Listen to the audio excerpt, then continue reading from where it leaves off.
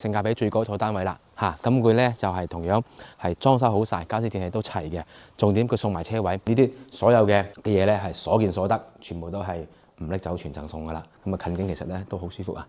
公園、長利河係嘛啊冇遮擋，最起碼佢完全係冇遮擋嘅。Hello， 各位觀眾大家好啊，我係 Harvey， 歡迎收睇卓誠頻道。嗱，今集喺伊雲水岸同大家睇97平方，即係呢幾套單位入邊性價比最高套單位啦嚇。咁佢咧就係同樣係裝修好晒，家私電器都齊嘅。重點佢送埋車位，價錢只需要68萬啊！呢個價錢真係非常之吸引，而且有車位贈送同埋帶埋裝修嘅，所以咧佢係性價比好高啊！而且仲有咩咧？佢係一個小高層嗰個樓棟嚟㗎，頭牌嚇。咁佢係一個中層嘅單位嚇，真係如果大家睇咗呢幾套嘅單位嘅情況下咧，再睇完呢套單位咧，我覺得大家可以去對比下係咪呢套單位性價比最高啦。嗱，咁我哋依家事不宜遲，上去實地同大家睇一套房嘅情況先。嗱，咁上到實地啦。嗱，同樣係97方嘅，但係呢套咧啱先所講啦，呢套性價比係最高嘅一套單位啦。嗱，68萬，全部裝修好晒㗎啦。咁重點佢啱先所講啦，俾埋個車位你，送埋車位，所以話咧咁多套單位嚟講咧，呢套係最 OK 嘅啦。嗱，咁大家睇翻啦，格局整體。業主咧係廚房呢個位置咧係有改動嘅嚇，佢就呢個牆係揼咗呢邊嘅。正常嚟講，幅牆係到呢個位置嘅嚇，佢揼咗呢個位置，咁縮細咗嚇，大家餐廳就會大咗嚇。將個生活陽台佢都拆咗嘅，將生活陽台打通咗生活陽台，所以咧佢就將佢就縮短咗，但係呢度已經係相對嚟講係夠用㗎啦嚇，個位置夠用嘅，所以佢先至係咁樣去改動，係嘛，做翻闊落啲嘅廳係啦嚇，咁係呢個廚房位咁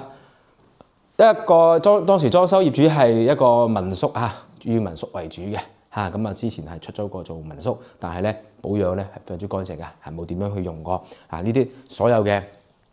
嘢咧係所見所得，全部都係唔拎走全贈送噶啦，係啦。咁而且佢係小高層嚇，大家睇翻出嚟陽台呢邊都係西南向嚇。咁陽台洗衣機佢呢個洗衣機位置佢就擺咗個洗衣機，咁到時可以更換嘅，做翻自己中意嗰個類型嚇。咁你睇。望翻出去咧就係長利河啦，佢呢個都屬於一個頭牌嘅單位嚇，頭牌嘅單位咁主要係望長利河景觀啦嚇，同埋就凌雲峽嗰邊啲山景啦為主㗎啦嚇，嗰啲遠景啦，咁近景其實咧都好舒服啊，公園長利河係嘛冇遮擋，最起碼佢完全係冇遮擋嘅以江景為主河景長利河為主咁我哋休息區再嚟睇睇呢邊就3間房啦，同樣都係咁公衞。冇着到燈嚇，公衞咧就冇做乾濕分區嘅嚇，亦都係踎廁呢個係大家可以去改動啦。如果係唔中意，因為咧內地人思維多數都係客廁都會做公廁嘅都會做踎廁嘅，咁大家可以去改翻啦嚇。呢邊咧就係3間房呢個係多功能房，就冇擺床啦冇擺床。咁正常個開間咧係擺咩3床係可以嘅，係足夠可以擺嘅。佢攞嚟做咗可能平時攞嚟俾人哋擺衫晾衫嘅一個用途啦客房都係擺咗雙人床嘅床頭櫃兩邊係嘛大家睇啦，毛坯同埋裝修，大家可以好明顯睇得出咁你就算佢唔打飄台都好啦，呢個位置都還係好足夠嘅呢個客房主人房同樣係套間呢個位置咧都係冇做嗰個弧形嘅乾濕分區呢個後期自己可以增加嘅同樣係擺咗雙人床有衣櫃、床頭櫃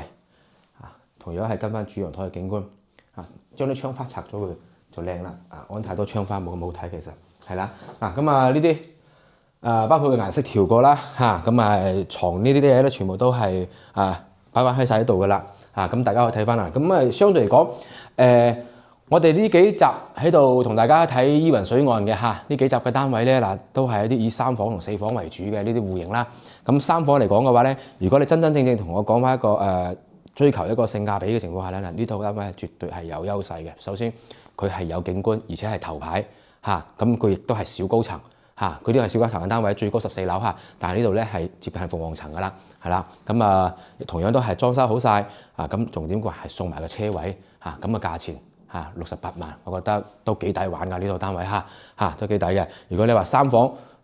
剛需嘅，即係呢個小區嚟講嘅話咧，你想睇翻啲3房嘅，咁你除咗毛坯自己整之餘啦，咁呢啲如果係想直接裝修好入住嘅呢個單位大家可以考慮啦，係啦我哋今集咧就